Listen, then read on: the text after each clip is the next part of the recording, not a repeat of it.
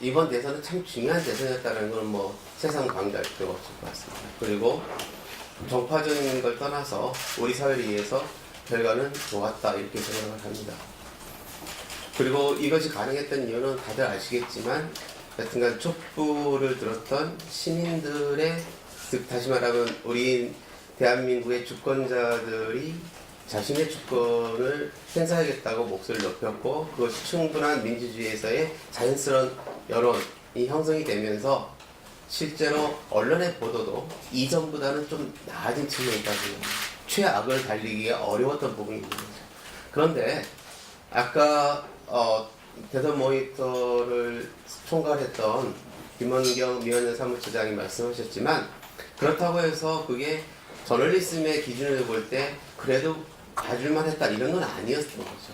특히나 몇 개의 언론들은 그 와중에서도 원래 자신의 모습을 확실하게 드러냈고, 또 우리가 기존의 매체 환경에서 볼 수 없었던 새로운 매체 환경들이 지금 전개되고 있는데, 그 전개되는 다양한 플랫폼에서 이전에 우리가 대선 모니터를 했을 때와 달리 사실 주목해 봐야 될 그런 새로운 소통 환경이 만들어지고 있었고, 그걸 이번에 우리가 최소한이나마 한번 모니터를 해보고, 그런 나름대로 이것도 참 문제가 있구나라는 결론을 이르렀다는 것이 이번에 대선 모니터 활동의 중요한 성과일 것 같습니다. 그래서 김한기 위원장이 말씀하신 대로 사실은 모니터한 것이 선거 기간에 제대로 해라라고 하거나 이렇게 언론이 나쁘다라고 지금 그걸 강조하는데 모니터의 주 목적이 있는 게 아니라 이거를 밑바탕으로 해서 어떻게 변화해야 될 것인가, 그리고 왜 변화할 필요가 있는가를 우리가 느끼고 실천하는 게 중요하다고 생각합니다. 그러기 위한 또 하나의 출발점으로 오늘 토론회가 소기의 성과를 잘 이룰 수 있기를 바라는 마음으로 토론회를 시작하겠습니다. 지금까지 토론회 사회를 맡기로 한 저는 선거에 대해 신망과 교수로 있고요. 민원연 정책위원장으로 있는 김서준이라고 합니다. 반갑습니다. 그래서 사실은 말하기 시작하면 이 토론에 뭐 끝도 없이 얘기해도 될 만큼 또 할 수도 있겠지만, 또 한편에 생각하면은 구체적인 사안들은 굉장히 많이 있어도, 자료는 있어도 거기서 나타난 어떤 현상의 경향성은 사실 따지고 보면 이전과 그렇게 다르지 않을 수 있습니다. 그래서 오히려 우리는 세세한 것에 너무 얽매이기보다 그 경향성을 다시 한번 확인하고, 그리고 그걸 기반으로 해서 우리가 무엇을 할 것인가에 좀 초점을 맞춰서 토론이 이루어지면 좋겠다 이런 생각도 들고요. 토론 진행과 관련해서, 그런데 이제 예전과 달리 작년 총선 때는 종편이라는 매체가 다시 모니터 대상으로 들어왔어요. 이번에는 저희가 조금 더 욕심을 내서 연합뉴스도 조금 더 보완하고, 그리고 포털도 하고, 그리고 SNS상에서 소통이 어떻게 이루어지면서 왜곡되고 있는가도 같이 봤습니다. 따라서 이게 지금 발표가 한 8개가 될 겁니다. 이 발표 8개를 포함해서 토론까지 다 해서 지금 작게는 한 5시 전에 끝내려고 생각하고 있고, 실제 그렇게 될 수밖에 없습니다. 그런데 그렇다면 한 발표당 일률적으로 뭐 한 10분씩만 해도 80분 확 날아가 버리거든요. 그래서 제가 지금 이렇게 얘기를 꺼내는 이유는, 우리가 그 전에 선거보도 모니터 할 때 항상 해왔던 매체들, 신문이나 방송이나 또는 연합뉴스 뭐 이런 것들은 조금 압축적으로 얘기하도록 노력해보자. 그 대신에 우리가 새로 시도한 SNS나 포털 이런 것들은 어떻게 우리가 한번 접근하려고 했는가를 약간 설명하는 것이 필요하기 때문에 약간의 시간을 더 쓸 수 있겠다. 그래서 또 한 가지 덧붙여서 말하면, 지금 신문이나 방송은 질적 분석을 한 결과 발표하고요. 그 다음에 그것의 밑바탕이 되는 양적인 자료를 우리가 구한 것을 또 나름대로 의미를 부여해서 발표를 할 겁니다. 그래서 신문, 방송은 양적, 질적 분석이 분리되어 있습니다. 그래서 이런 것들을 감안해서 제가 생각하기에 신문, 방송은 각각 한 질적, 양적을 합쳐서 한 15분. 그러면 질적인 거 결론이 뭐다라고 하는 걸 중심으로 해갖고 한 조금 시간을 쓰시고, 양적인 거가 보통 양쪽 다 한 6, 7분 정도 써서 요약을 해주시는 걸로 그렇게 진행을 해볼까 하고요. 그리고 아까 얘기한 대로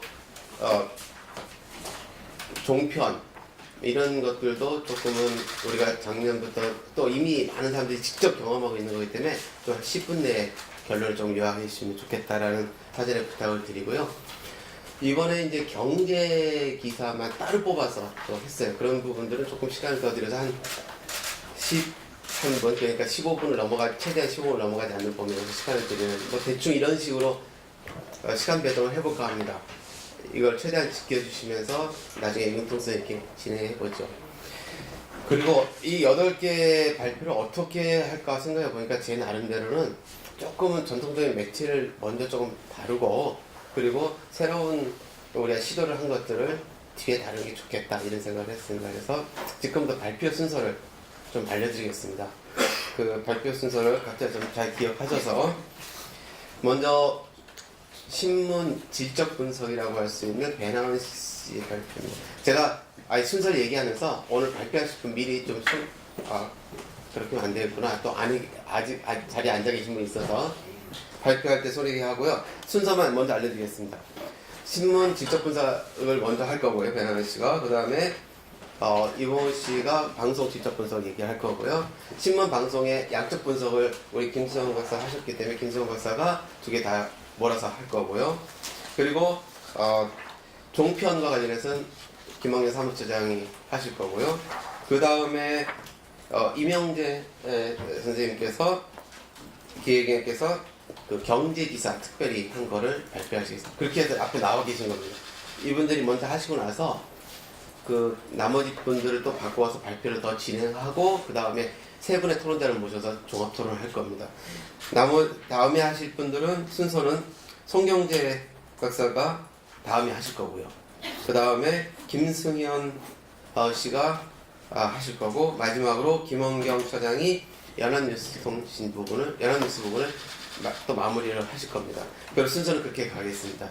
대략 이렇게 되면 진행되는 거에 관해서 기본 안내를 드렸습니다. 얘기를 좀 제가 없다 그러면서 시간을 많이 쓴 것 같은데, 이거 아주 최소한으로 제가 해야 될 거였고요. 진행 과정에서는 거의 소개하는 것 중심으로 해볼까 합니다. 그러니까 발표 토론하신 분들 시간 최대한 많이 쓰시고요. 마지막으로 한 가지만 더 드리면, 당연히 청중석에서 질문할 기회를 가져야겠죠. 그때 기자분들 당연히 뭐 질의응답 하실 시간 가져야 될 거고요. 아까도 미리 농담처럼 얘기하는 거 들렸을지 모르지만, 민원연이 대선 모니터를 수행하기 위해서 정말 애쓴 기초 작업을 한 활동가들이 있습니다. 그 활동가들이 반드시 의무적이진 않지만 얘기 듣다 보면 뭔가 더 붙여야 될 이야기들이 있을 수 있습니다. 그럴 때 언제든지 기탄 없이 자기 의견을 발표하는 것이 필요하다고 생각하기 때문에 미리 기회가 있다는 얘기를 드리는 거고요. 뭐 부담을 드리려는 목적은 아닙니다. 그렇게 해서 진행을 하도록 하겠습니다. 자, 먼저 아까 말한 순서대로 첫 번째 발표는 신문의 질적 분석을 민원연의 배나은 활동가께서 해주시겠습니다. 부탁드립니다.